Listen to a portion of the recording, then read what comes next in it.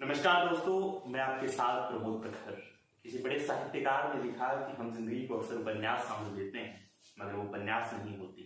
वो असल में लघु कथाओं का एक संग्रह होता है। लघु कथाएं ऐसी जिनमें कहीं मिठास होती है, कहीं जिंदगी की खटास होती है, और वो तमाम तरह के अनुभव होते हैं, संघर्षों से लेकर के प्रताड़नाओं तक। और मैं जिस इंसान के पास बैठा हूं, उस इंसान के अपने बेहद संजीदा अनुभव है जीवन को लेकर के। वो इंसान जिसके पास अनुभव है गरीबी का, वो इंसान जिसके पास अनुभव है मिशन में काम करने का, और वो इंसान जो समय समय पर तमाम संघर्षों से जूझता रहा। हमारे साथ हैं युवा साहित्यकार, और मैं अगर कहूं राजस्थानी दलित साहित्य के पुरोधा साहित्यकारों में से एक बी.एल. पारस। नमस्कार। नमस्कार। संवाद शुरू करूं तो शायद अभी जिस चीज के लिए आप सबसे ज्यादा चर्चित है राजस्थानी दलित साहित्य में, आपकी आत्मकथा रुंगरेज। रुंगरेज एक ऐसा टाइटल जो आधे से ज्यादा लोग नहीं समझ पाए, तो इसी से शुरू करते हैं कि क्या है आखिर रुंगरेज का। रुंगरेज दरअसल यूं था कि 5वीं क्लास तक गांव के सरकारी स्कूल में पढ़ने के बाद 6ठी क्लास में जब मेरा एडमिशन हुआ गांव के एक प्राइवेट स्कूल में, उन दिनों में चूंकि 6ठी क्लास से इंग्लिश स्टार्ट हुआ करती थी गवर्नमेंट स्कूल्स में 3rd लैंग्वेज के साथ, तब इंग्लिश अधिकांश बच्चों के लिए तो फ्रेंच के बराबर हुआ करती थी, उन बच्चों के लिए जो गवर्नमेंट स्कूल में 5वीं तक पढ़ के आए हैं। तो 6ठी क्लास से मैं जिस स्कूल में गया, वहां पहले दिन टीचर ने पूछा कि क्या आप अंग्रेजी जानते हैं, और मैंने कहा कि नहीं, अंग्रेजी नहीं जानता। तो उन्होंने कहा कि ABCD भी नहीं आती क्या। चूंकि छुट्टियों में मैंने थोड़ी बहुत ABCD लिखनी सीखी थी, प्रयास किया था, तो मैंने कहा कि हाँ थोड़ी बहुत आती है। तो उन्होंने कहा कि लिख के दिखाओ। तब मैं वो लिखने लगा, और मैं ABCD लिखते लिखते जब जे पे आया, जे को जग, तो मैंने उसको उल्टा लिख दिया, जे को। तो पड़ोस में बैठे बच्चे सारे हंसने लगे कि ये कौन सा जे लिख दिया है, और कुछ ने तो कहा कि इसने अपनी जाति वाला नायको वाला जे लिख दिया है। फिर वो तमाम बच्चों के बीच हंसी का पात्र बनना स्कूल के पहले ही दिन, उसकी टीस दिमाग में ऐसी हुई कि इंग्लिश के प्रति मेरा रुझान बढ़ता गया, उसमें इंटरेस्ट बढ़ता गया, और मैं और गहराई के साथ उसको पढ़ने लगा। तब स्कूल का वो पहला साल 6ठी क्लास का, जब रिजल्ट अनाउंस हुए और प्रोग्रेस कार्ड देते हुए जब टीचर ने देखा मेरे प्रोग्रेस कार्ड पर, उन्होंने कहा कि आपके इंग्लिश में सबसे ज्यादा नंबर आए हैं, और उन्होंने कहा कि भजनलाल तो अंग्रेज बन गया है। तब एक बच्चे ने फिर कहा, क्योंकि गांव में गालियां निकालने का ट्रेंड है जातियों के नाम पर, तो नायक जाति को रुंगा भी कहते हैं। तो उसने कहा नहीं सर, ये अंग्रेज नहीं है, ये रुंगरेज है। तो वो जो रुंगा शब्द था जातीय गाली का, और फिर अंग्रेजी में एक्सपर्ट होना, इन दोनों को मिक्स करके उसने एक नया शब्द कर दिया कि ये रुंगरेज है। तब से ये शब्द बार बार मेरे जहन में घूमता रहता था। तो जब आत्मकथा के नामकरण की बात आई, इसका टाइटल क्या दिया जाए, तो मुझे वो सर्वाधिक सटीक लगा कि वो मेरे सारे संघर्षों की एक तरह से अभिव्यक्ति है, इसीलिए इस टाइटल को चुना। एक जाति गाली किस तरह दलित साहित्य का मौलिक मुहावरा बन जाती है, इसका सटीक आंकलन करती है आपकी आत्मकथा का शीर्षक। और जैसा कि मैंने भूमिका में कहा कि ये लघु कथाओं बिल्कुल संग्रह सा लगता है। इस दौर में जो तमाम आत्मकथाएं उस उपन्यास के सलीके से लिखी गई हैं, या उस तरह से लिखी गई हैं कि जिस तरह से उपन्यास लिखा जाता है, ऐसे वक्त में छोटे छोटे चैप्टर्स में और बेहद रोचक ढंग से, जिसमें किसी चैप्टर में आप क्रिकेट को ब्लैक अफ्रीकन मूवमेंट से जोड़ रहे हैं, कभी किसी जाति व्यवस्था को आप आदिवासियों से जोड़ रहे हैं। तो ये क्या कारण रहा, छोटे छोटे क्या इसके पीछे मंशा रही, या फिर आप तमाम तरह की डायरीज की पेज लिखते रहे जो आगे जाकर के अध्यात्म कथा है वो प्रकाशा रही। तो क्या कारण है आखिर इसे छोटे छोटे चैप्टर्स में बांटने का? एक बड़ा कारण तो ये था कि चूंकि पत्रिकाओं में समय समय आत्मकथा भेजता रहा हूँ, तो जब वो पत्रिका में छपती है, कोई आत्मकथा से एक पार्ट छपता है, तब स्वाभाविक है कि उसका कोई टाइटल दे दिया जाता है। तो कथेस्तर पत्रिका में जो पहला ही आत्मकथा का पार्ट छपा, उसका नाम प्रोबेशन था। उसके बाद जब सेकंड पार्ट उसका भेजा गया ऑटोबायोग्राफी का, फिर 3rd पार्ट भेजा गया, तब फिर वो धीरे धीरे क्लासिफिकेशन होता गया चैप्टर्स में। और फिर चूंकि बहुत सारी आत्मकथाएं पढ़ रखी थी पहले से, तो स्वाभाविक ही मेरे मन में था कि वो इतना लेंथी होती है, इतनी बोरिंग हो जाती है एक साथ उसको एक इले में लगातार पढ़ते जाना। तब ये जरूरत भी महसूस हुई कि अगर चैप्टर्स में बांट देंगे तो ये रोचक रहेगा, पढ़ने वाले लिए सुविधाजनक भी रहेगा। और मेरे लिए भी लिखना आसान था कि मैं बचपन से लेकर जीवन की एक घटनाओं को आधार बनाकर ऐसे लिखता चला गया, और ये पूरा का पूरा एक विस्तृत रूप में किताब के रूप में सामने आया। जी। मैं आत्मकथा से जुड़ा एक सवाल और पूछूं कि इस बेहद कम उम्र में आत्मकथा का आना, जी आप समझ रहे हैं मेरा सवाल? बिल्कुल बिल्कुल। कि इस कम उम्र में आत्मकथा का आना, आखिर इसके क्या कारण थे? खीज थी, गुस्सा था, क्या था आखिर जो ये आत्मकथा के रूप में परिणित हो रहा है एक साहित्यकार का? क्योंकि कोई कहानी आपकी नहीं आई, आप कविता के क्षेत्र में सक्रिय रहे हैं, और फिर इतनी बड़ी आत्मकथा का आना, और जो मोटा मोटा मूल्यांकन लोग बताते हैं आपके आसपास से, उसे लगता है कि शायद ये अब तक की सबसे बड़ी राजस्थानी आत्मकथाओं में से होगी। तो क्या कारण था आखिर कि इतनी कम उम्र में बेहद इतने सलीके से चीजों को लिखते जाना? पर मुझे एक बहुत बड़ा मिथक तो यूं मानिए कि साहित्यकार लॉबी में ये है कि आत्मकथा जीवन के अंतिम दौर में ही लिखी जानी चाहिए। तो वहां मेरा सवाल ये है कि अगर मैं अपने बचपन की घटनाओं को लिख रहा हूँ, जैसे अभी हमने रूमरेज का जिक्र किया, मेरी 6ठी क्लास की घटना है वो, अब मैं उसे 30 साल की उम्र में लिख रहा हूँ, तब भी वो उसी रूप में लिखी जाएगी। और यदि मैं 60 की उम्र में लिखता हूँ, तब भी घटना वही रहेगी, वही रूमरेज रहेगा, वही पात्र रहेंगे, सारी चीजें वैसी रहनी है। तब जीवन के अंतिम दौर में जाकर लिखने का कोई औचित्य मुझे नजर नहीं आता। तो एक तो घटनाएं, चूंकि आप अपनी बीती घटनाओं का वर्णन कर रहे हैं, तो वो सेम ही रहनी है। आप 30 की उम्र में लिखे, 40 की उम्र में लिखे, 60 की उम्र में लिखे, एक बात। दूसरा ये भी है कि जिस वक्त आज हम बात कर रहे हैं दलित साहित्य के बारे में, दलित समाज की दशा के बारे में, आदिवासियों की दशा के बारे में, तब मुझे लगता है कि ये चीजें वर्तमान में और ज्यादा प्रासंगिक है। आज से 100 साल बाद हो सकता है कि मैं जिन समस्याओं पे बात कर रहा हूँ, जैसे छुआछूत किसी जमाने में बहुत भयानक रूप में था, अब वो देश के कुछ हिस्सों में है, तो धीरे धीरे हो सकता है कि इन चीजों की प्रासंगिकता कम होती जाए, लेकिन वर्तमान में इन पे बात करना बहुत जरूरी है। इसीलिए मुझे लगता है कि अब ये ठीक समय है लिखने का। एक कहानी है आपके परिवार की, मुझे बेहद रोचक लगी आत्मकथांश पढ़ते हुए। आप बुद्धिस्ट हैं, आपका परिवार कबीरपंथी रहा, लेकिन बीच का एक दौर है जो बेहद काला दौर है। अगर मुझे dark time of your family कहूं तो शायद जी कुछ न कुछ सही होगा। तो क्या था कि वो कबीर से बुद्ध तक आना और बुद्ध के बीच का जो गैप था, और वो किस तरह से वो संघर्षों का एक दौर पूरा का पूरा, अगर मुझे कुछ आइडिया मिले? बिल्कुल बिल्कुल। इसमें ऐसा है कि वो तो हमेशा सुनते हैं कि इवन आपने अपने आत्मकथांश के अंत में एक बड़े भावुकता के साथ कबीर के एक दोहे का जिक्र किया। बिल्कुल बिल्कुल बिल्कुल। मैं ये कह रहा था कि नास्तिक वही आदमी होता है जो किसी जमाने में बहुत घनघोर आस्तिक रहा होता है। तो ठीक वैसा यहाँ था। ये परिवार जब बचपन में होश संभाला तब से कबीरपंथी था। कबीर के भजन वाणियां गाए जाते थे, सुने जाते थे, सत्संग हुआ करती थी। तो वो सारी चीजें, वो दुखिया दास कबीर नाम से जो आत्मकथा छपा करते सर में आपने पढ़ाई है, तो वो सारी चीजें परिवार में थी। क्या था, अगर आप दर्शकों को बताना चाहें कि कहानी क्या? कहानी एक सूरत के पास ये गांव है अमरपुरा, और यहाँ पे एक संत थे पुरखादास जी। तो पिताजी और हमारा पूरा परिवार इनका अनुयायी था, उनका शिष्य था। और पुरखादास जी मूल रूप में कबीरपंथी थे, और उनका कबीर की वाणी पे ये लोग अंधविश्वास के, पाखंड के और अलग अलग प्रकार के कर्म कांडों के बहुत विरोधी थे। और पूरी तरह से 100% नहीं तो बहुत बड़ा हिस्सा कबीर की बेचारे की गाय के जीवन में दिखाई देता था। इनके सत्संग वगैरह में किसी देवी देवता के चित्र मैंने नहीं देखा, और प्रसाद जरूर बांटते थे, और कोई चित्र होता भी नहीं था। सत्संग भजन वाणियां ट्रेडिशन में है। बिल्कुल।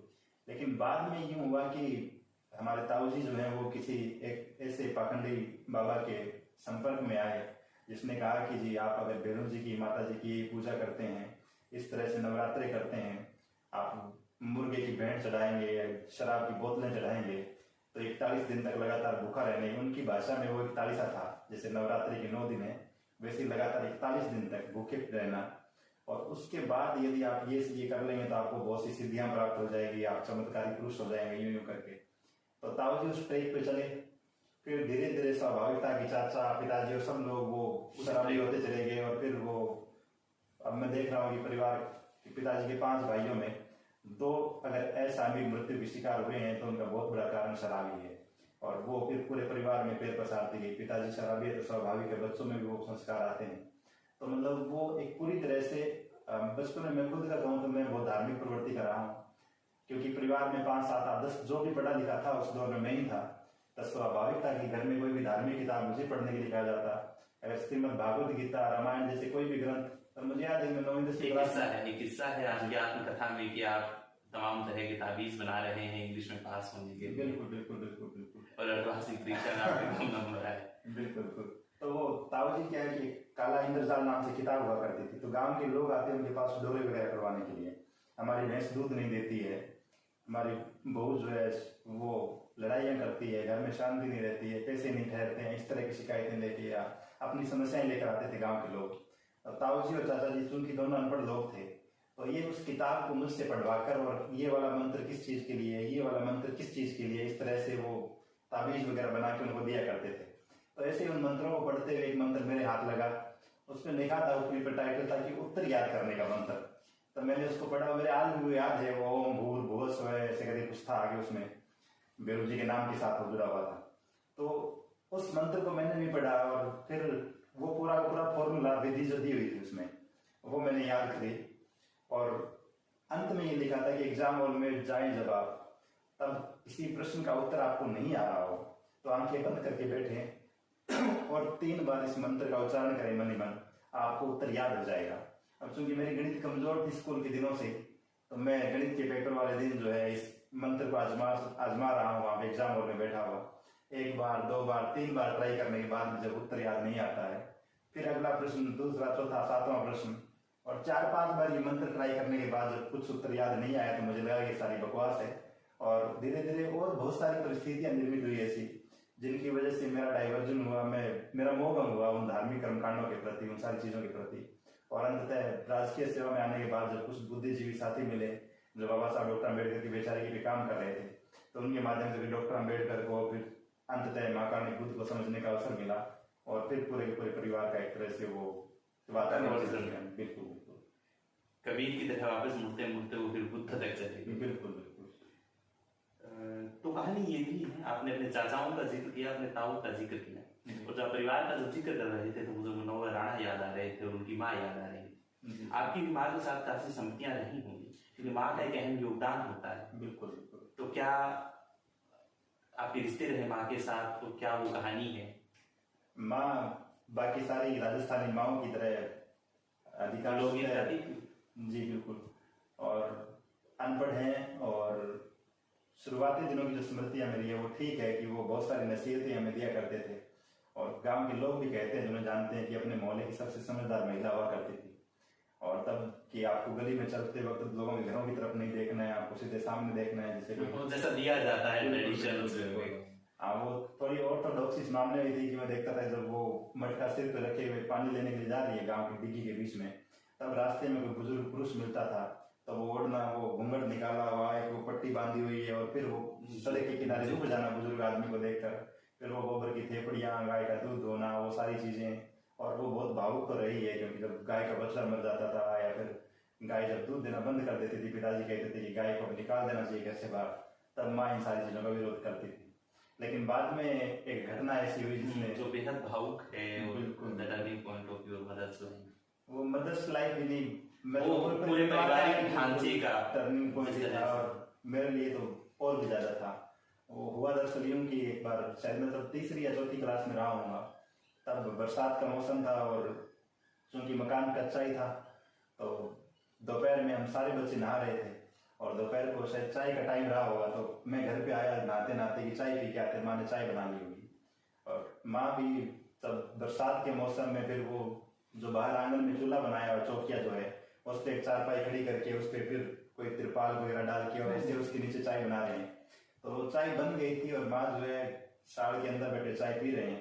और मैं जब आया तो मैं चूंकि कपड़े गीले थे, कपड़ों समेत नहा रहे थे, तो दरवाजे पे खड़ा हो गया कि ये पानी मेरे साथ अंदर नहीं जाए। तो मैं गेट के पास खड़ा हूँ कि माँ चाय डाल दे। और माँ जहाँ पे बैठी हुई थी उनके सिर की बिल्कुल सीध में वो गार्डर थी जिसपे छत टिकी रहती है, कची जो लोहे की गार्डर। बिल्कुल बिल्कुल। तो संयोग से, कुसंयोग से ऐसा हुआ कि वो मकान कच्चा था और वो बरसात की वजह से उसके नीचे की मिट्टी खिसकी होगी और वो छत गिर गई। तो वो गार्डर जो है लोहे की माँ के सिर में आके लगी, कि माँ खड़ी होकर भाग तो आई बाहर, लेकिन बाहर आके रोने लगी और मैं भी रोने लगा, क्योंकि तब 3री-4थी क्लास में आपको इतनी समझ नहीं होती। लेकिन वो उनके सिर में जो चोट है उसका ऐसा मानसिक प्रभाव उन पे पड़ा जिससे वो आज तक उभर नहीं पाए। और उसके बाद उनकी सारी की सारी समझ कि बेटा क्या खा रहा है, बेटा कितने बजे सो रहा है, उठ रहा है। फिर तो ये हुआ कि 4थी क्लास से यूं मानिए घर की जिम्मेदारी, चूंकि हमारी कोई बहन थी नहीं, तब झाड़ू निकालना, चूल्हे के पास लकड़ी तोड़ के रखना, सब्जी बनाने तक के काम हमारे ही जिम्मे आ गए थे, कपड़े खुद ही धो लेना, तो ये सारी चीजें। और उसके बाद से लेकर अब तक माँ ऐसे ही हैं। तो ये खराब रहा मेरे लिए, तो बहुत निराशाजनक रहा। आपने, मेरा मन है कि मैं आपको कथाओं किससे पूछूंगा और पूछूंगा, लेकिन आपने बहन का जिक्र किया, और बहन का जिक्र करते ही मुझे आपकी राजस्थानी कविताएं याद है। आप दलित स्त्रीवाद को आगे ले जाने वाले लोगों में से एक हैं। आप दलित साहित्यकारों में गिने जाते हैं, लेकिन आपका स्त्रीवाद विकास खासा हाईलाइटेड पक्ष रहा है। तो ये स्त्रियों के लिए, ये औरतों के लिए जो सॉफ्ट कॉर्नर है, जो सेंसिटिवनेस है आपकी, जो संवेदनशीलता है, वो कहाँ से आती है? वो शिक्षा से आती है, वो बुद्ध से आती है, वो अम्बेडकर से आती है, या जीवन में कुछ ऐसी घटनाएं हैं जहां से आप देखते हैं और आप में वो संवेदनशीलता आती है, वो कविताओं के मार्फत झलकती है, चाहे वो तमाम तरह की कविताएं हैं। और अभी आप जिक्र कर रहे थे, शायद आपने अभी भी कविता लिखी थी। इसके 3-4 कारण हैं। पहला कारण तो ये कि आप जिस परिवेश से आते हैं, मैंने माँ को देखा, अपनी मौसी को देखा है, पड़ोस की महिलाओं को देखा है, वो जो चूड़ी मिणियाँ बेचने आती महिलाएं घरों गाँव में घूम रही है, फेरी लगाते हुए, सिर पे बड़ी सी गठरी रखे हुए, और वो 10 किलोमीटर दूर से पैदल आ रही है, पैदल ही उनको जाना है। और वो जो लोहार की वाइफ है, लोहारी जिसको कहते हैं, और वो चिमटे बेचने के लिए, कुर्से बेचने के लिए आ रही है, वो गाँव में घूम रही है। तो यहाँ पड़ोस की महिलाओं का परिवेश। फिर जब मैं स्कूल में पढ़ रहा हूँ, तो वो जो गांव के तथाकथित उच्च जाति लोग हैं, उनके घरों की बेटियां भी जो है, मैं उनको भी देखता था कि वो सिर पे गोबर का बट्टल रखे हुए और घर से बाहर निकल रही है, गोबर के उपले बना रही है, थेपड़ियां बना रही है। तो महिलाओं की दशा ये जो गांव में मैंने देखी। एक बड़ा कारण तो ये था कि मुझे लगा कि ये दिन भर मशीन की तरह काम करती है। दूसरा, एक और बड़ा बदलाव तब आया जब एक लोधी की गर्ल्स स्कूल में मेरी पोस्टिंग हो गई। तो वहाँ 1000-1200 लड़कियों के बीच में रहना, और फिर उनकी समस्याओं को सुनना, दिन भर उन्हीं चीज़ों को फेस करना, और आपके अधिकांश जो सहकर्मी है वो भी महिला स्टाफ ही है, तो उनके बीच रहते हुए अध्ययन का भी प्रभाव पड़ता है। क्योंकि समकालीन जो चीज़ें आपके आस पड़ोस में, चाहे वो स्त्रीवादी आंदोलन हो, चाहे दलित साहित्य आंदोलन हो, आदिवासी आंदोलन हो, इन सारी चीज़ों को पढ़ते हुए आप एक सच्चे मानवतावादी यदि है, थोड़े से विवेकशील और तर्कशील व्यक्ति है, तो आप इन चीज़ों को फेवर करने लगते हैं, और स्वाभाविक रूप से वो मेरे साथ भी है। दूसरा, आपके साथ ये भी होता है कि मैरिज के बाद, चूंकि आपकी बहन नहीं है, माँ की तरफ से वो जो भावनात्मक चीजें मिलनी चाहिए थे आपको किशोरावस्था में, युवावस्था में, वो नहीं मिल पाई। लेकिन विवाह के बाद आप पत्नी के साथ, अपने जीवन साथी संगिनी के साथ जुड़ जाते हैं, तो वहां से डिस्कशन करते हुए और उनकी समस्याओं को उनके एंगल से देखते हुए आप फिर अपडेट होते हैं। तो बहुत सारी, एक बड़ा योगदान यूं कह सकते हैं कि जीवन संगिनी का भी रहा ही है। जी, तो आपने जिक्र किया, और अभी आपने जिक्र किया कि आदिवासी साहित्य आंदोलन में एक शब्द आपने लिया, और मुझे दिमाग में स्मृति कौन दी। आपने एक आदमी कथांश में झारखंड के आदिवासियों का जिक्र कर रहे हैं, जबकि आपकी पोस्टिंग ऐसी जगह है जहाँ पे आदिवासी नहीं है, आपका लालन पालन पोषण उस जगह हुआ जहाँ आदिवासी नहीं है। तो कैसे एक राइटर अपनी जीवनी लिखते हुए झारखंड के आदिवासियों तक पहुंच जाता है, और कैसे गांव के किसी क्रिकेट स्टेडियम तो नहीं कहेंगे, खेतों में क्रिकेट खेलते हुए कैसे वो ब्लैक मूवमेंट जो अफ्रीका का है वहां तक पहुंच जाता है। तो ये क्या संवेदनाएं हैं जो इतनी तीव्रगामी है कि वो वहां तक पहुंच रही है? एक तो मैं खुद के बारे में बताऊं कि मैं सेमी दलित और सेमी आदिवासी आप मुझे कह सकते हैं। वो इसलिए कह रहा हूँ क्योंकि मेरी जो कास्ट है ये मूल रूप से इसकी ओरिजिन भील से है। तो इस जाति के लोग जो नॉर्थ राजस्थान में रहते हैं, गंगानगर हनुमानगढ़ जिले में रहते हैं, यहाँ तो जी, तो यहाँ तो इनको नायक के रूप में जानते हैं। और सेम यही कास्ट आप वेस्टर्न राजस्थान में जाएंगे, जैसलमेर, बाड़मेर, जोधपुर जाएंगे तो इनको भील के नाम से जान रहे हैं। अब चूंकि भील एक आदिवासी जाति है, वो एसटी की कैटेगरी में आती है संवैधानिक रूप से, और नायक एससी कैटेगरी में आ रही है। हालांकि ये एक अलग मुद्दा है कि नायक जाति भी एसटी का ही हिस्सा थी, लेकिन बाद में कुछ तकनीकी खामियों की वजह से कहें या फिर कुछ लोगों की चालाकियों की वजह से इसे एससी की सूची में डाल दिया गया। लेकिन तो एक तो कारण ये था कि भील समुदाय से वो इनडायरेक्ट सा जुड़ाव तो आपका है ही है। दूसरा कि जब वहां पोस्टिंग हो गई मेरी पश्चिमी राजस्थान में, तो वहां मेरी आइडेंटिटी नायक के रूप में रही नहीं। वहां सब लोग, अगर आप ये कहते हैं कि मेरी जाति नायक है, तब भी वो सामने वाला यही समझता है कि आप भील है, तो आप ऑटोमेटिकली आदिवासी समझ लिए जाते हैं। तो एक वजह तो ये रही। दूसरा बड़ा कारण कि जब से सामाजिक जीवन में प्रवेश किया और सामाजिक क्षेत्र में सक्रिय हुए, तो ऐसे बहुत सारे आस पड़ोस में चल रहे मूवमेंट से परिचय हुआ, ऐसे बहुत सारे दोस्तों से मिलना हुआ जो आदिवासियों के लिए काम कर रहे थे, दलितों के लिए काम कर रहे थे। फिर उस तरह का साहित्य लगातार पढ़ना, और जहाँ तक बात है निग्रो की, अब निग्रो का भी ऐसा ही था, क्योंकि शुरुआती दिनों से ही मेरी समझ ऐसी रही कि 12वीं क्लास की एक घटना मुझे अभी याद है।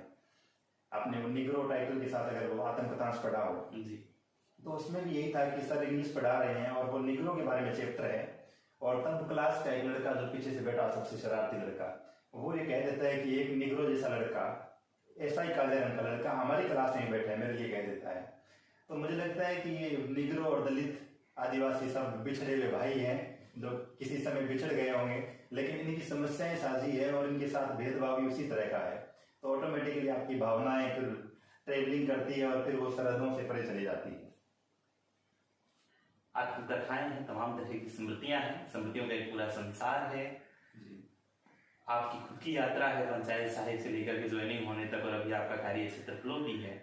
लेकिन स्मृतियां होने मात्र से आत्मकथाएं नहीं बन जाती, स्मृतियां होने मात्र से कोई इंसान साहित्यकार नहीं हो जाता। साहित्य में प्रवेश होना राजस्थानी दलित साहित्य की प्यारी घटना है। आपका राजस्थानी साहित्य में प्रवेश होना आपके प्यारे दोस्त के साथ मिलन की कथा है, उसमें बहुत से लोगों का योगदान है। तो अगर वो आप साझा कर दें तो कैसे आखिर ये राजस्थानी दलित साहित्य जो हम कर रहे हैं, कह रहे हैं, जिसके सम्मेलन हो चुके हैं, जिसके अधिवेशन हो चुके हैं, और एक बड़े धड़े पर आज बात की जाती है, आपकी आत्मकथा आ रही है, तमाम तरह की कहानियां कविताएं चल रही हैं पत्र पत्रिकाओं में, तो आखिर ये कैसे वहां से निकल करके बाबा साहब की किताबों से निकल करके ये राजस्थान के धोरों में जुड़ता है? जी जी, एक शुरुआती चीज है कि साहित्य में जो रुचि है वो रेडियो की वजह से जागृत हुई। और मुझे अगर ठीक से याद है 9th क्लास में मैंने पहली कविता लिखी थी, और वो कोई दीपक टाइटल के साथ थी कविता, हिंदी में थी वो, और रेडियो सुनते थे हिंदी में लगातार मैं लिख रहा था। हालांकि 11वीं क्लास में मुझे याद है कि मैंने एक बहुत ही हास्य सी कविता लिखी थी, उसकी 2-4 पंक्तियां मुझे याद है कि मारा घर कन स्कूल खुल गयो एक, टाबर उन माई 4 पण मास्टर अनेक, 4 टाबरां की क्लासा बना दी 4, एक क्लास में 2-2 मास्टर पढ़ाना हो गया तैयार। तो इस तरह की हास्य कविता 11वीं क्लास में लिखी, तो राजस्थानी थोड़ी बहुत तो चल रही थी। उसके बाद फिर ये हुआ कि फेसबुक 2012 में जब से फेसबुक पर एक्टिव हुआ गवर्नमेंट सर्विस में आने के बाद, तब तो बहुत सारे साहित्यकार बंधुओं से जिनको रेडियो पर सुनता था या जो दूर दराज के थे उनसे परिचय हुआ। और फिर ऐसे ही फेसबुक पर एक दिन मैंने एक आर्टिकल लिखा था हिंदी में, उसका टाइटल था गर्व से कैसे कहूँ कि हिंदू हूँ, और वो इसी तरह का आत्मकथात्मक आर्टिकल था जिसमें मैंने अपने जीवन की घटनाओं का वर्णन करते हुए अंततः ये कहा कि मैं किस मुंह से कहूँ, किस गर्व से कहूँ कि मैं हिंदू हूँ। जब बचपन से लेकर आज लेक्चरर बनने तक तमाम अपमान की घटनाएं एक सीरीज के रूप में लगातार चल रही है, तब कथेसर के जो संपादक है आदरणीय सत्यनारायण जी सोनी, उनकी कॉल आई, सह संपादक बिल्कुल, संपादक रामस्वरूप किसान साहब बिल्कुल। तो डॉक्टर सोनी का फोन आया, उन्होंने कहा कि अगर आपका ये आर्टिकल मैंने पढ़ा और बहुत शानदार लिखा है, और उनको आश्चर्य भी था। उनका पहला सवाल यही था कि आपकी उम्र कितनी है, तो क्योंकि उनको लगा कि ये तो कोई बहुत व्यक्ति का लिखा हुआ होगा, तो उन्होंने कहा कि फिर 2-3 बार ये सवाल पूछा उन्होंने, उनको भरोसा नहीं हुआ कि मैं ठीक बोल रहा हूँ, सच बोल रहा हूँ। तो फिर उन्होंने कहा कि अगर ऐसा है तो फिर आप इसका राजस्थानी में अनुवाद करके भेजिए, हम कथेसर में छापते हैं। तो वहां से शुरुआत हुई औपचारिक रूप से राजस्थानी पत्रिकाओं में छपने की। तब मैंने उनको पहली बार वो आत्मकथांश ट्रांसलेट करके भेजा। उसके बाद फिर उस आत्मकथांश को पढ़कर एक और प्रिय मित्र थे शिव बोधी जी, यद्यपि हम फेसबुक पे दोस्त थे, लेकिन उनकी एक पाठ की टिप्पणी जो है कथेसर के अगले अंक में प्रकाशित हुई, और उन्होंने लिखा कि राजस्थानी में जुटन का प्रवेश।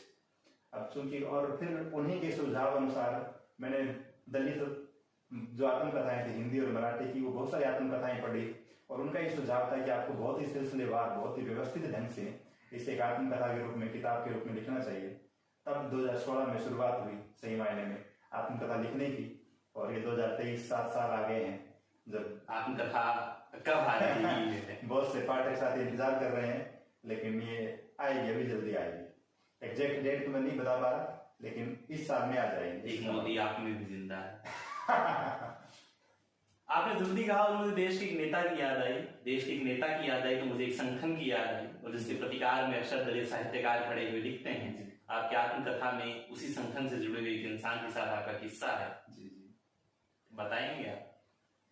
जी जी, मैं नाम नहीं ले रहा संगठन का, देखिए मैं कोई किसी संगठन का नाम नहीं ले रहा, पर मुझे जब आप सार्वजनिक जीवन में हैं तो आपको बहुत सारे अलग अलग विचारधाराओं के लोग मिलते हैं, अलग अलग राजनीतिक दलों की मान्यताओं में निष्ठा रखने वाले लोग मिलते हैं, इसी तरह से अलग अलग संगठनों के लोग भी मिल जाएंगे। और स्वाभाविक है कि कुछ लोग आपके सहकर्मी भी होते हैं। अनुभव एक लाइन में मुझे कहना हो तो वो चूंकि कुछ भले इंसान थे व्यवहारिक रूप से, तो वैचारिक रूप से उनसे तमाम असहमतियां होते, व्यवहारिक रूप से हम उनसे दोस्त रहे और आज भी हैं।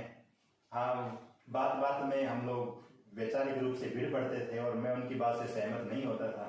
दलित आदिवासी अत्याचार की घटनाओं पर वो मुझसे सहमत तो होते थे, लेकिन धरातल पर कुछ काम करने का इंटरेस्ट उनका मुझे कभी नजर नहीं आया। शानदार, स्मृति अभी दोस्त हैं। बिल्कुल। शिव बोधी के मिलने का आपके साथ किस्सा साहित्य में एक अनूठी क्रांति है, राजस्थानी साहित्य में कथेशर का उसमें एक अलग योगदान है। जी। सारी बातें ही साहित्य के क्षेत्र की हैं, लेकिन शिव बोधी से मिलने के बाद साहित्य पर काम करने वाले इंसान, बुद्धिस्ट मिशन को लेकर के काम करने वाला इंसान कैसे शिक्षा के आंदोलन के लिए सक्रिय होता है और उसका क्या परिणाम हमारे सामने है।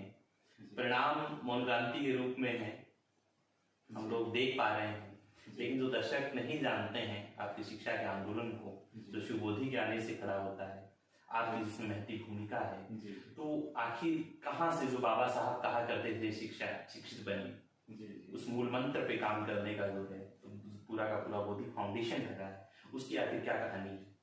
कहानी उसकी भी दरअसल ये है कि जब मेरी पोस्टिंग 40 गांव में थी और शिव बोधी जी फलोदी मॉडल स्कूल में कार्यरत थे, तब वहाँ फलोदी में अक्सर मिलना हो जाया करता था। चूंकि दोनों साहित्यकार थे, दोनों इंग्लिश के टीचर थे और बहुत सारे मामलों में समानताएं थी, दोनों एक्टिव होकर सामाजिक काम भी कर रहे थे। तब बुद्धिजीवी लोगों के सामने एक महत्वपूर्ण सवाल तो ये हमेशा रहता ही है कि हम कौन सा काम करें जिससे ज्यादा से ज्यादा आउटपुट आए, आप लंबे समय तक टिकाऊ समाधान ढूंढ पाए अपनी सामाजिक समस्याओं के। तब एजुकेशन का सेक्टर जो है वो नजर आता था, क्योंकि बाबा साहब डॉक्टर अम्बेडकर के जीवन से लेकर और आप और मेरे सब तक ये बात दिखाई देती है कि जो लोग पढ़ लिख कर योग्य हो गए हैं वो अपने अधिकारों के प्रति ज्यादा सजग है, उनका शोषण करना आसान नहीं है, वो दूसरे लोगों के अधिकारों की बात कर सकते हैं, उनकी रखवाली कर सकते हैं, उनकी सहायता कर सकते हैं। तो हमारे दिमाग में भी ये ख्याल था कि अगर हम एजुकेशन पे काम करेंगे तब ये ठीक रहेगा कि हम आने वाली पीढ़ी को एक सुंदर ट्रैक दे पाएंगे।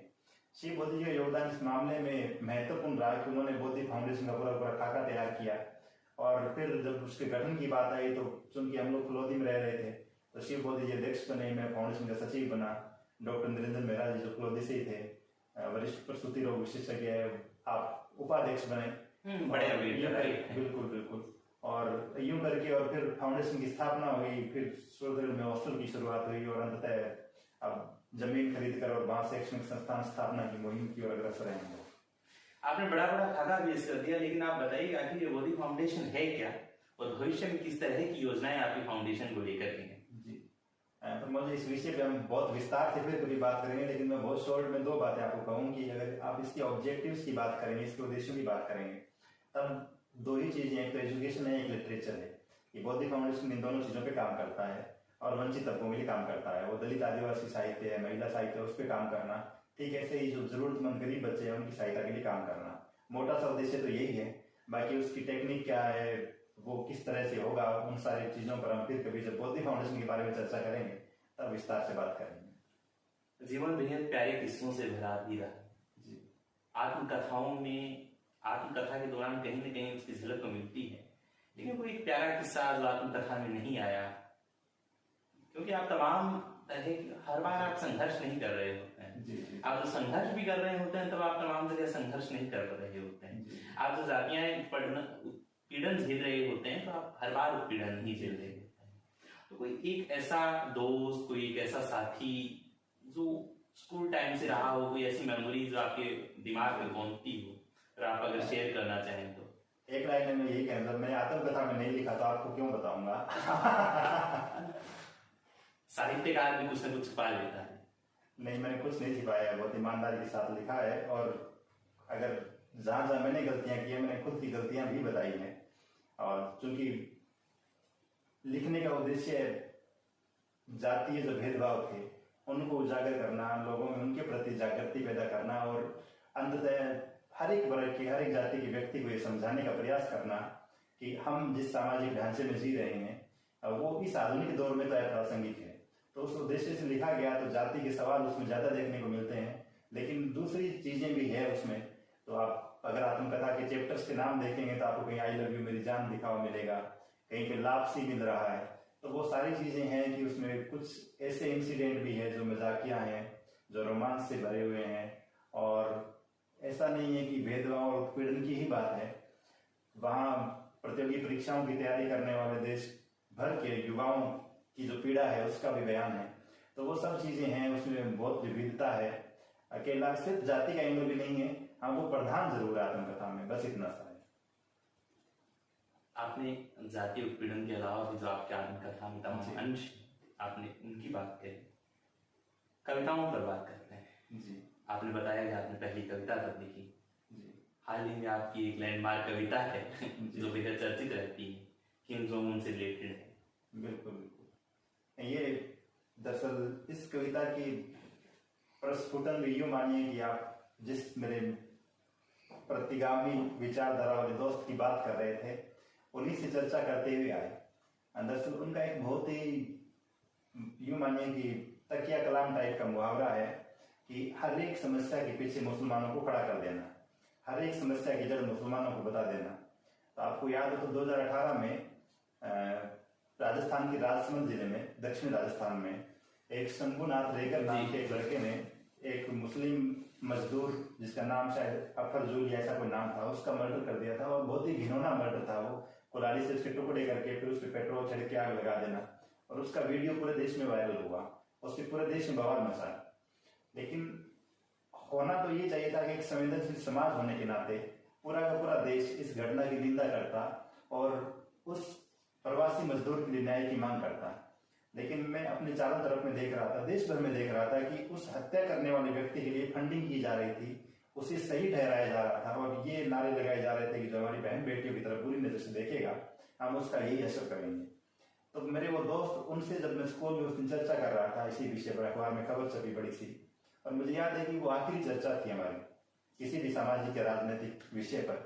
उसके बाद मेरी कभी इच्छा नहीं हुई उनसे बात करने की और मैंने बहुत ही सपाट से शब्दों में उनसे ये पूछा था, जब वो बात कर रहे थे कि आप इनको बुरा बता रहे हैं, आप इनको बुरा बता रहे हैं, आप औरंगजेब की जीवनी पढ़िए, आप तैमूर की जीवनी पढ़िए, आप भूल जाएंगे दलित अत्याचारों को, आदिवासी अत्याचारों को।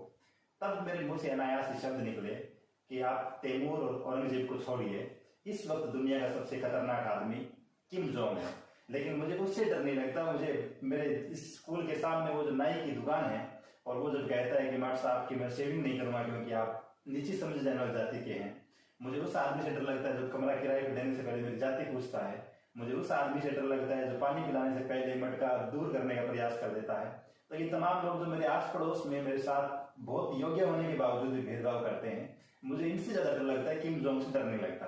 तो वो कविता, वो ख्याल वहीं से फूट के आया और फिर वो कविता की शक्ल में लोगों के सामने आया और वो सबको बहुत पसंद आई। जी, हम बात कर रहे थे साहित्य की, तो साहित्य से जुड़ा अंतिम सवाल पूछता हूँ, उसके बाद एक सवाल और है, वो भी साहित्य से जुड़ा है लेकिन वो वैचारिक स्तर पे है। तो भजन लाल नायक से बीएल पारस बनने का क्या किस्सा है? आपको सेक्सी नामों का शौक है? नहीं, किस्सा कुछ नहीं है। कैसे बीएल? जैसे कोजाराम लोग केएल लिखते हैं, केआर लिखते हैं, तो क्या था ये जाति का हट जाना? क्योंकि हमारे पूर्व में साहित्यकार रहे, हमारे पूर्ववर्ती साहित्यकार हैं, और आपने शिवबोधि ने आपकी आत्मकथा की भूमिका में जिक्र किया या फिर उनके पाठ की टिप्पणी देते हुए जिक्र किया जूठन ओम प्रकाश वाल्मीकि। उन्होंने तमाम तरह की प्रताड़नाओं के बाद वो अक्सर कहते हैं कि मैंने मेरे टाइटल को नहीं छोड़ा। तो ये भजन लाल या बीएल नायक का बीएल पारस हो जाना, ये जाति से भागना था या फिर कुछ और? जी प्रमोद, इस मामले में सबसे अच्छी बात है राजस्थानी का जो दलित साहित्य आंदोलन है, इसके साथ सबसे जो पॉजिटिव चीज है, आप नाम देखेंगे इसके जो, मतलब मैं दो वर्गों में बांट के देख रहा हूँ इसको। एक तो वो जो पुराने काफी समय से लिख रहे लोग थे राजस्थान में दलित साहित्य, उनमें दो नाम बेहद चर्चित है। एक तो उमेद गोठवाल है, एक उमेद धानिया है, और दोनों के साथ जाति के सरनेम लगे हुए हैं। लेकिन इनके बाद के जो लोग आए राजस्थानी दलित साहित्य आंदोलन में जो आए, और वो बहुत ही तीव्र वैचारिकी के साथ आए, अम्बेडकर वैचारिकी के साथ आए। उनमें चाहे शिव बोधि हो, चाहे ममता संबोधि हो, चाहे संजय बोध हो, चाहे सतीश सम्यक हो, तो ये सारे के सारे वो लोग हैं जिनमें आप, जिनके टाइटल देखकर आप जाति नहीं ढूंढ सकते इनकी। और ये तो क्या छुपा रहे हैं? नहीं, छिपाना बिल्कुल नहीं था, क्योंकि ये सब इसलिए था क्योंकि इन लोगों की प्रगाढ़ निष्ठा थी बाबा साहब डॉक्टर अम्बेडकर की उस वैचारिकी में जो एनिहिलेशन ऑफ कास्ट में दिखती है, जाति के समूल विनाश की बात। और जातीय व्यवस्था से अगर आप प्रताड़ित है, जातीय व्यवस्था के खिलाफ उम्र भर काम कर रहे हैं और फिर उसी जाति को अपने नाम के साथ यदि घसीट रहे हैं, क्योंकि Baba Saheb doctor Ambedkar annihilation of caste में लिखते हैं स्पष्ट, वो कहते हैं कि पुराने नामों के साथ यदि आप बुद्धिज्म में जाएंगे या फिर ये सोचेंगे कि हम सुधार कर लेंगे, तब ये संभव नहीं होगा। तब हो सकता है कि हर व्यक्ति अपनी अपनी समझ के हिसाब से काम करता है। तो वो जो दलित पूर्ववर्ती साहित्यकार रहे हैं, चाहे वो वाल्मीकि जी रहे हो, हालांकि उन्होंने इतना बड़ा काम कर दिया है कि उनका लिखा हुआ इतना बड़ा आंदोलन बन गया अपने आप में कि फिर वो सरनेम तो उसकी जरूरत ही महसूस नहीं होती है। लेकिन फिर भी मुझे लगता है कि ये लेटेस्ट अपडेटेड 5G वर्जन है राजस्थानी दलित लिटरेचर का, पूरे देश के दलित लिटरेचर में, जहां पे आपको बहुत सारी नई चीजें नजर आएंगी। आपने एनाइलेशन ऑफ कास्ट का जिक्र किया। एनाइलेशन ऑफ कास्ट एक सामाजिक और राजनीतिक चेतना का बड़ा मुहावरा रहा। उसके 60 कमोबेश 60 साल के बाद में एक बड़े राजनेता हुए, जीवन दलित सुधारक हुए, माननीय कांशीराम जी। वो एनाइलेशन ऑफ कास्ट के मुहावरे को लेकर के गए यूनाइटेड कास्ट तक जी, लेकिन साहित्य आज तक वही है एनाइलेशन ऑफ कास्ट जी। तो क्या राजस्थानी दलित साहित्य में ये जो यूनाइटेड कास्ट को लेकर के एक फील आया, तो उस तरह का कुछ हमें देखने को मिल रहा है या मिलेगा कुछ? पर मुझे ये भी मेरे ख्याल से एक मतलब कुछ लोगों की व्याख्या है इस तरह की, साहब कांशीराम जी जो जाति के खिलाफ नहीं थे, वो क्योंकि उनकी एक कोटेशन को आधार बनाकर लोग ऐसा कहते हैं, जो वो कहते हैं कि जब तक जाति खत्म नहीं होगी मैं इस जाति को हथियार बनाकर आपके खिलाफ यूज करूंगा। तो बहुत सारे, ये साहित्य क्यों नहीं करता? साहित्य सबसे बड़ा हथियार है। नहीं, बहुत सारे लोग जो है वो इसीलिए माननीय साहब कांशीराम को उदाहरण देते हुए कहते हैं कि जब कांशीराम जी को जाति से एलर्जी नहीं है तो आप लोगों को क्यों है। दरअसल कांशीराम जी भी, आपने अगर ठीक से उनके भाषण पढ़े हो तो बहुत सारे भाषणों में बुद्धिज्म की बात कर रहे हैं और जाति के खिलाफ बात कर रहे हैं। लेकिन हमारे वो साथी जो हिम्मत नहीं कर पाते जाति को तोड़ने की, जिन्हें यथास्थिति में रहना है और यथास्थितिवादी रहते हुए अम्बेडकरवादी बनना है, उनकी नजरों में एक सॉफ्ट सा बहाना है कि जब कांशीराम जी जाति की फेवर कर रहे हैं तो हम भी कर लेते हैं, जबकि वो भी जाति के खिलाफ है। और राजनीतिक व्यवस्था है ही ऐसी भारतीय ढांचे की कि वो आपको मजबूर कर देती है कि आप थोड़े से समझौतावादी हो जाएं, थोड़े से जातिवादी हो जाएं, थोड़े से धार्मिक भी हो जाएं, तो वो उस तरह की चीजें वहां पे दिखाई देती है। राजनीतिक समझौते बिल्कुल, लेकिन साहित्य का समझौता नहीं करते, बिल्कुल कभी नहीं। आपने बात करी और आप, चूंकि मेरा ये सवाल मुझे पहले पूछना चाहिए था लेकिन मैं इस पे आ रहा हूँ, आपने उमेद धानिया, उमेद गोठवाल की बात करी और साहित्य के दो धाराओं की आपने बात करी, तो कहीं ना कहीं जो पहली धारा है वो गांधीयन होती हुई दिखती है, वो हल्का सा मार्क्सिस्ट टच में दिखती हैं, और उसके पीछे आने वाले लोग बिल्कुल गांधी के विपरीत तो नहीं कह सकते, लेकिन वो बाबा साहब, डॉक्टर B.R. अम्बेडकर, बुद्ध के ज्यादा पक्ष में खड़े हुए हैं। तो ये जो परिवर्तन है दलित साहित्य को लेकर भी, या ये परिवर्तन नहीं, ये क्रांतिकारी परिवर्तन है, तो आप इस पे अगर कोई टिप्पणी दें आप तो। मैं बहुत ही स्पष्ट शब्दों में थोड़ा कंट्रोवर्शियल शरण कुमार लिबाले साहब की बात रिकॉर्ड करना चाहूंगा। वो कहते हैं कि जो दलित साहित्यकार है दो शर्तें बताते हैं, एक तो अम्बेडकर होना चाहिए, अम्बेडकर मतलब बाबा साहब डॉक्टर अम्बेडकर की वैचारिकी में निष्ठा रखने वाला हो। अब बाबा साहब की वैचारिकी कंप्लीटली बुद्धिज्म की तरफ आपको लेके जाती है। अब अगर आप उस अम्बेडकर को मानते हैं जो 26 जनवरी 1950 तक का है, जिसने आपको संविधान दिया, आपको अधिकार दिए हैं, लेकिन अगर आप उस अम्बेडकर को भूल जाते हैं जो 14 अक्टूबर 1956 का है, तब आप अन्याय कर रहे हैं डॉक्टर अम्बेडकर के साथ। तो बहुत सारे लोग, और साहित्य धीरे धीरे बढ़ रहा था उसकी। जी बिल्कुल। और यहाँ पे राजस्थान में भी नहीं, पूरे देश में ऐसा है कि कुछ लोग हैं जो गांधीवादी एंगल से दलितों की व्याख्या करना चाहते हैं, और ये एक लंबी बहस चली आ रही है बाबा साहब डॉक्टर अम्बेडकर के समय से, और कुछ लोग अम्बेडकर के एंगल से देखते हैं चीजों को। तो वो सारे लोग राजस्थानी साहित्य में नहीं, दुनिया देश के पूरे दलित साहित्य में, चाहे वो बंगाली में लिख रहे हैं, चाहे गुजराती में लिख रहे हैं, चाहे मराठी में लिख रहे हैं, अगर वो अम्बेडकर और बुद्ध के बिना बात करेंगे दलित साहित्य की, तो आज नहीं तो कल खारिज होंगे, ये तय बात है। क्योंकि आप जैसे प्रखर लोग आएंगे पढ़ने वाले, और वो बाबा साहब की वैचारिकी को मानने वाले, जानने वाले लोग आएंगे, और जब वो उस एंगल पे प्रयास करेंगे कसने का, उसको जांचने परखने का, तो स्वाभाविक है कि वो वाला एंगल रिजेक्ट होगा। तब ऐसे में ये वाला जो नया स्वर राजस्थानी में दलित साहित्य का है, इसके साथ अच्छी बात भी है कि ये सारे के सारे पढ़ाकू लोग हैं ये सारे के सारे मेडिकल मिशनरी लोग हैं, रिसर्चर है। और ये मतलब मैं जैसा पहले का एक शब्द में ये 5G जनरेशन के कैटेगरी के अपडेटेड वर्जन है, इसलिए ये समझौता करने वाले नहीं है। 5G आपने नाम लिया तो मुझे कविता आपकी याद आ रही है। तो आप कोई कविता अगर सुनाना भी चाहें तो आपकी स्मृति में कोई एक ऐसी कविता हो जी, वीडियो मेरी भी सुना दीजिए। जी, वो बाढ़ शीर्षक से कविता है और अलग अलग मंचों क्या बाढ़ शीर्षक से कविता देखिए, राजस्थानी का इतना प्यारा शब्द बाढ़ और कैसे वो इंग्लिश तक जाता है, ये भी साहित्य की भाषा का अनूठा प्रयोग है। जी जी, तो कविता बस वो राजस्थान का ही नहीं, वो पूरे देश का जातीय और सामाजिक ढांचा ऐसा है कि यूं माने कि बहुत सारे प्रेम विवाहों के होने से पहले जाति की वजह से तलाक हो जाते हैं। आपके साथ भी हुआ? नहीं, बिल्कुल नहीं। ठीक है। साहित्यकार जो कुछ लिख रहे हैं वो हर एक चीज उसके साथ घटित हुई होगी, ये जरूरी नहीं है मेरे ख्याल से। स्वानुभूति और सहानुभूति का नहीं, वो ऑब्जर्व करता है अपने आस पड़ोस की बहुत सारी चीजों को। उसने अपनी माँ की समस्या देखी है, अपने पड़ोस की समस्या देखी है, उसने ऑनर की देखी है, उसके खुद के परिवार में जी लेकिन उसने ऑनर की की घटनाएं व्हाट्सएप पे देखी है, वीडियोस देखी है, उसने अखबार में खबरें पढ़ी है और वहीं से निकलकर वो ख्याल आता है।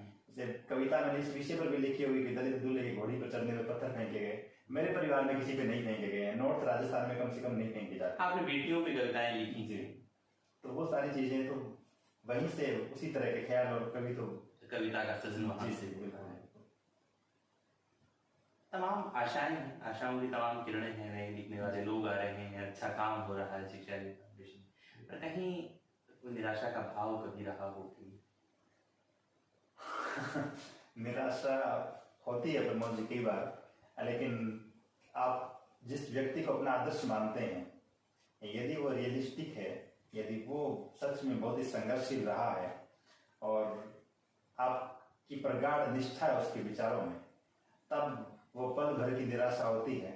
और दूसरों की उल्हानों से, दूसरों के आरोपों से, दूसरों की शिकायतों से निराशा, उसके कई गुना ज्यादा निराशा आपको तब होती है जब आप जिन लोगों के लिए काम कर रहे हैं उनमें से ही कोई बेवजह आपके खिलाफ बात करने लगता है या फिर वो बेबुनियाद आरोप लगाने लगता है।